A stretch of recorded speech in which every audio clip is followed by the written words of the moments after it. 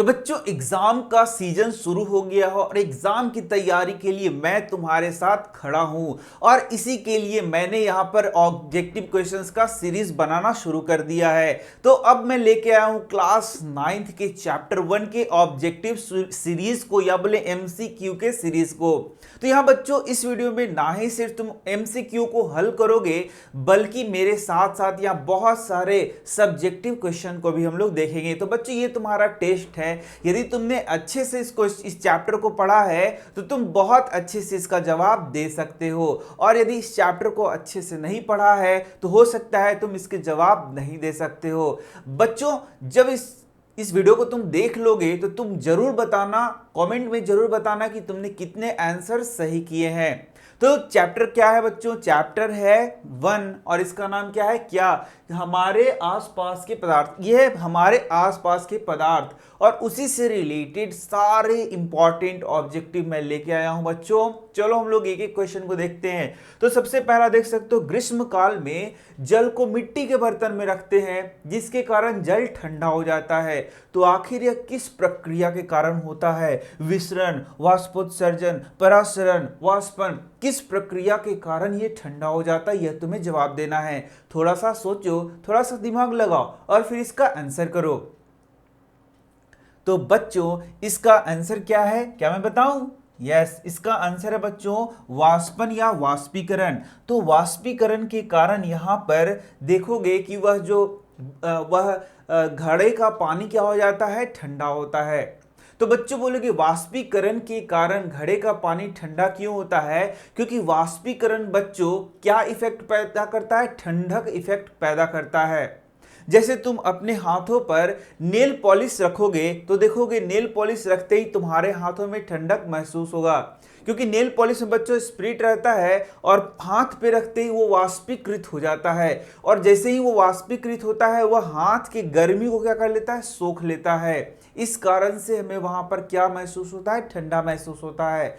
ठीक इसी प्रकार से बच्चों जो घड़ा है उसमें छोटे छोटे छिद्र होते हैं। छोटे छोटे छिद्र होने के कारण वाष्पीकरण होता है, उसमें जल भरा रहता है तो उसमें क्या होता है? वाष्पीकरण होता है। और वाष्पीकरण जैसे ही होता है उसमें ठंडा प्रभाव पैदा करता है, उसकी गर्मी को सोख लेता है और घड़े का पानी कैसा लगता है? ठंडा लगता है। तो देखा क्वेश्चन दोस्तों, यहां पर जो क्वेश्चन था ऑब्जेक्टिव भी हो गया और सब्जेक्टिव भी हो गया, लेकिन यहां पर मैं नहीं छोड़ूंगा, कुछ और क्वेश्चंस तुमसे पूछूंगा।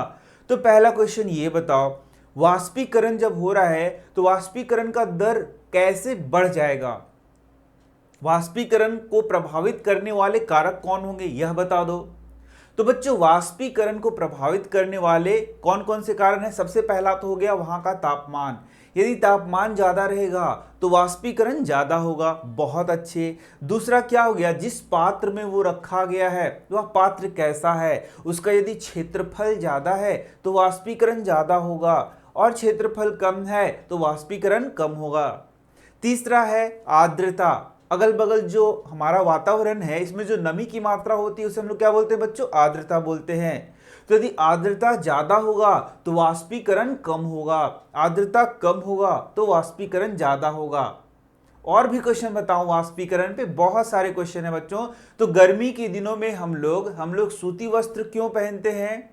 इस वाष्पीकरण के कारण, क्योंकि सूती वस्त्र में जो पसीना आएगा वह वाष्पीकृत होगा और वह ठंडा प्रभाव उत्पन्न करेगा, तो हमें क्या लगेगा? ठंडा लगेगा। और यही कारण है कि गर्मी के दिनों में हम लोग सूती वस्त्र पहनते हैं, ना कि नाइलॉन के वस्त्र पहनेंगे। समझ में आ रहा है? चलो नेक्स्ट क्वेश्चन की ओर। देखा बच्चों कितनी सारी बातें मैंने बताई एक ही प्रश्न में। अब हम लोग देखते हैं दूसरा क्वेश्चन। कुछ पदार्थों को, इधर से मैं बता दे रहा हूं, कुछ पदार्थों को उनके कणों के मध्य आकर्षण बलों के बढ़ते हुए क्रम में व्यवस्थित किया गया है। निम्नलिखित में से कौन सा सही व्यवस्था को निरूपित करता है? तो कणों के बीच आकर्षण सबसे ज्यादा किस में होता है? ठोस में, उसके बाद द्रव में, उसके बाद गैस में।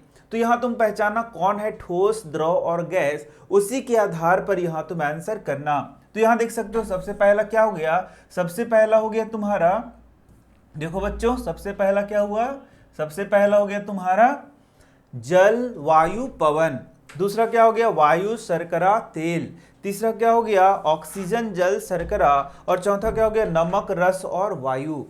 तो यहां तुम्हें पहचानना होगा, क्रम में सजाना है, तो पहले क्या होना चाहिए, ठोस, फिर द्रव और फिर गैस होना चाहिए। तो जरा देख के बताओ, ठोस, द्रव और गैस का यहां पर कौन सा कॉम्बिनेशन है।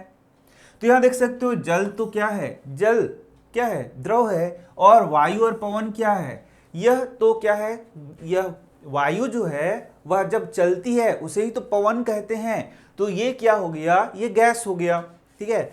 और यहां पर ये भी नहीं होगा, वायु, शर्करा और तेल है, ये क्रम सही नहीं है।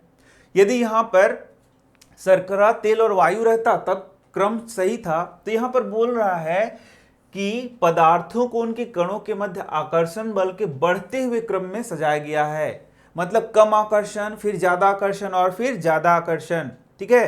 तो कम आकर्षण, फिर ज्यादा आकर्षण, फिर ज्यादा आकर्षण, कौन सा आंसर सही है, यह है बच्चों, ऑक्सीजन गैस हो गया, गैस, गैस में कम आकर्षण, और फिर ये क्या हो गया, बोलो, द्रव हो गया, और फिर ये क्या हो गया, ठोस हो गया, ठीक है। तो ठोस में ज्यादा आकर्षण, द्रव में कम आकर्षण, और उससे भी कम आकर्षण किस में हो गया, बोलो, गैस में। बहुत अच्छे। चलो नेक्स्ट क्वेश्चन की ओर बढ़ते हैं और हम लोग देखते हैं, निम्नलिखित में से कौन सी परिस्थिति जल के वाष्पन में वृद्धि करेगी।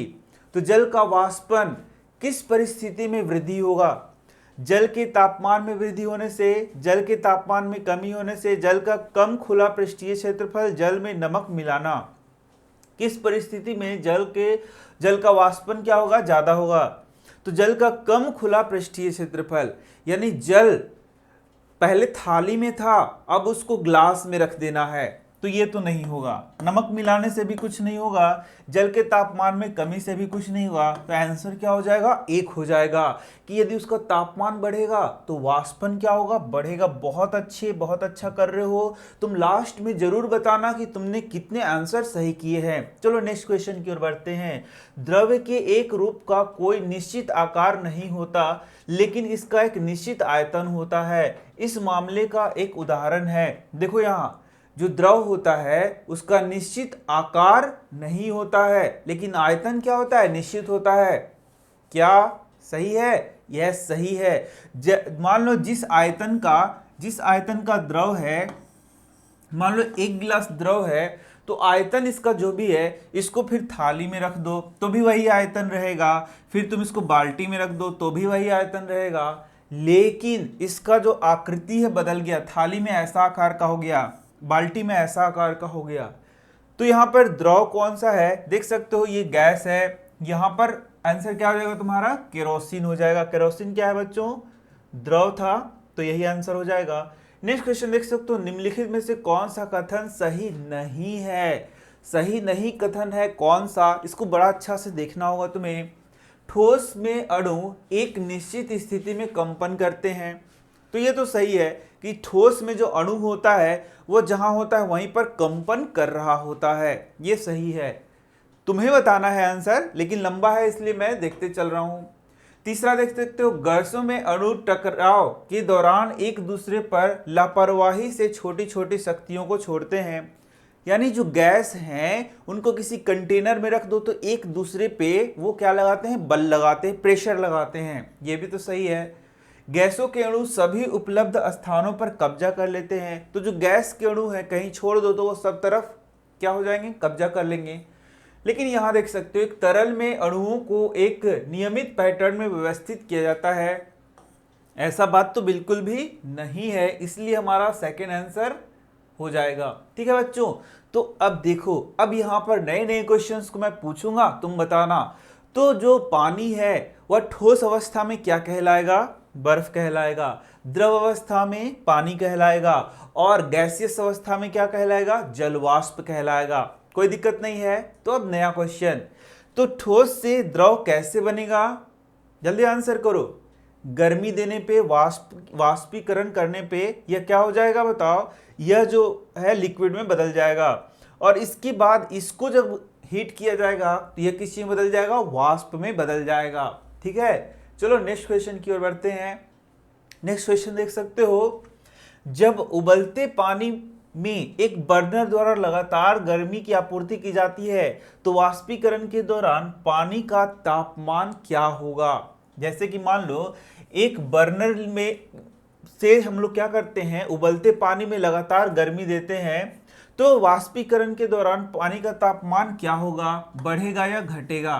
ठीक है, तो वाष्पीकरण के दौरान यहां देखो, यहां पर इसको हीट दे रहे हैं तो वाष्पीकरण हो रहा है, यहां पर क्या हो रहा है, वाष्पीकरण हो रहा है, तो उसके दौरान हीट बढ़ेगा या गर्मी बढ़ेगा या घटेगा। तो ऑब्वियस है, तो ये तो बढ़ेगा, बहुत धीरे धीरे बढ़ता है, भाप उत्पन्न होने तक तेजी से बढ़ता है, पहले उगता है और फिर स्थिर हो जाता है, बिल्कुल नहीं उठता है। तो इसका आंसर क्या हो जाएगा बच्चों, यहां पर भाप उत्पन्न होने तक तेजी से यह बढ़ता है। तो ठोस, द्रव और गैस, इसी अवस्था पे कुछ और क्वेश्चन को देखते हैं। तो यहां जैसे मैंने बर्फ का बात किया, पानी का बात किया और वाष्प का बात किया, तो यहां देख सकते हो जो सॉलिड है यानी कि बर्फ है, उसमें जो पार्टिकल है, उसमें जो कण हैं, H2O के कण हैं, वो काफी पास पास होंगे बच्चों।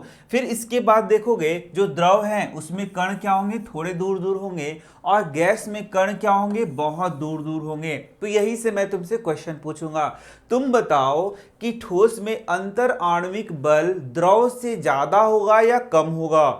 बहुत अच्छे, इसमें अंतर आणविक बल क्या होगा, ज्यादा होगा।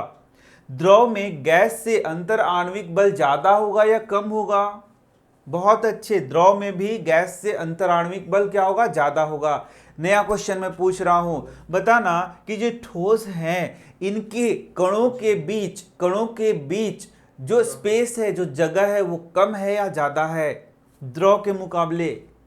बहुत अच्छे, जो ठोस है उसमें कणों के बीच का जो गैप है वह क्या है, द्रव के मुकाबले कम है। नया क्वेश्चन, तो इन कणों के बीच में, द्रव के कणों के बीच में गैस की अपेक्षा स्पेस कम है या ज्यादा है, मतलब उनके बीच का जो दूरी है कम है या ज्यादा है बच्चों, तो ये कम है। यहां देख सकते हो, यह है बच्चों सॉलिड, जिसे हम लोग क्या बोल रहे हैं, बोलो, बर्फ उदाहरण हो गया, यह हो गया ठोस, यह हो गया द्रव, और ये क्या हो गया, गैस। तो जो ठोस है उनमें देखोगे कि ये जो कण है वो पास पास में है, द्रव में थोड़े दूर दूर हैं, और गैस में ये काफी दूर दूर है। ठीक है, तो यहां से कितने सारे क्वेश्चन हो गए, देख लिया तुमने। चलो अपनी नेक्स्ट क्वेश्चन की ओर बढ़ते हैं।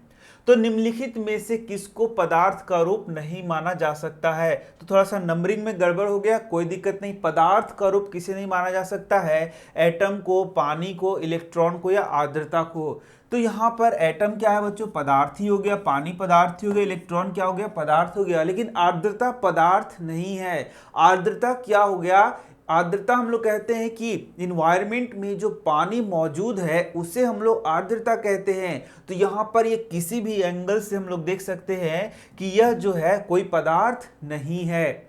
चलो बहुत इंपॉर्टेंट क्वेश्चन एक और देखते हैं।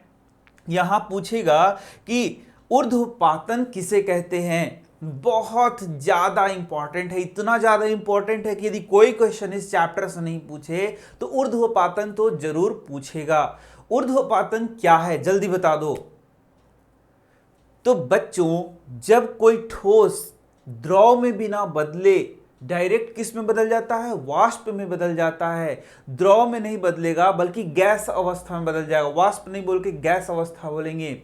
जब कोई ठोस द्रव में नहीं बदलेगा, द्रव के बदले क्या हो जाएगा, बोलो, गैस में बदल जाएगा, तो उस प्रक्रिया को हम लोग क्या बोलते हैं, ऊर्ध्वपातन बोलते हैं बच्चों। ठीक है, तो ऊर्ध्वपातन देख सकते हो। तो तुमसे पूछेगा कि अमोनियम क्लोराइड का क्या होगा, वह किस स्टेज में आएगा। तो बोलोगे वह डायरेक्ट क्या है बताओ, ठोस है, उससे गैस में बदल जाएगा, इसका मतलब उसका ऊर्ध्वपातन होगा। बहुत अच्छे। चलो अब हम लोग नेक्स्ट क्वेश्चन की ओर बढ़ते हैं। तो कितना आंसर तुमने सही किया यह भी बताते चलना। चलो अब हम लोग देखते हैं एक संपीड़न पर क्वेश्चन बच्चों। तो यहां देख सकते हो तुमसे यह क्वेश्चन पूछा जाएगा कि यहां पर देख सकते हो पिस्टन है और सिलेंडर है, पिस्टन है और सिलेंडर है, पिस्टन और सिलेंडर है। तो यहां पर ठोस है, यहां द्रव है और यहां गैस है। मान के चलो कि यहां ठोस है रखा हुआ है, द्रव है और गैस है, तो किसको सबसे ज्यादा संपीड़ित किया जा सकता है, ठोस को, द्रव को या गैस को। तो तो इसका उत्तर है बच्चों कि ठोस को संपीड़ित नहीं किया जा सकता है। द्रव को कुछ हद तक संपीड़ित किया जा सकता है, लेकिन गैस को काफी संपीड़ित किया जा सकता है। संपीड़ित मतलब इसके कणों को पास में लाया जा सकता है। हो गया नया क्वेश्चन। तो यदि गैस के कणों को संपीड़ित कर दिया जाए उसी तापमान पर, तो वह क्या बन जाएगा? तो उत्तर है, जब गैस के कणों को संपीड़ित करते हैं मतलब उनके बीच उनको दबाव डालते हैं, तो दबाव डालने से उसके कण काफी पास पास आ जाते हैं और द्रव से जो गैस है उससे क्या बन जाएगा बच्चों? उससे बन जाएगा द्रव। और द्रव को और संपीड़ित कर दिया जाए तो उससे क्या बन जाएगा? ठोस। कण काफी पास पास आ जाएंगे। तो इस तरीके से भी क्वेश्चंस तुमसे पूछे जाएंगे और तुमको इसके आंसर करना होगा। लेकिन यहाँ पर ध्यान देना है कि यहाँ पर जो टेम्परेचर है उसको हम लोग बढ़ा नहीं रहे हैं। टेम्परेचर जैसा था वैसा ही है, ये बात याद रखना। मतलब यहाँ ताप हम लोग नहीं बढ़ा रहे हैं। नया क्वेश्चन देख सकते हो, निम्न में से कौन सी घटना हमेशा शीतलन प्रभाव देती है? बहुत आसान है। संक्षेपण, वाष्पीकरण, उच्चीकरण, इनमें से कोई नहीं। हम लोग तो शुरू क्वेश्चन ही पढ़ा है। वाष्पीकरण के बाद शीतलन इफेक्ट यानी कि कोल्ड यानी ठंडा इफेक्ट पैदा होता है। तो आंसर क्या हो गया? वाष्पीकरण। बहुत अच्छे बच्चों। चलो अब नया क्वेश्चन देखते हैं। ये तो समझो एकदम बहुत ज्यादा इंपॉर्टेंट है। इससे मैं क्वेश्चन पूछूंगा, तुमको आंसर करना है। तो यदि ठोस से गैस बन रहा है और गैस से वापस ठोस बन रहा है, तो ये प्रक्रिया क्या कहलाती है? ऊर्ध्वपातन। बहुत बहुत बहुत अच्छे, अभी तो तुरंत पढ़ाया था।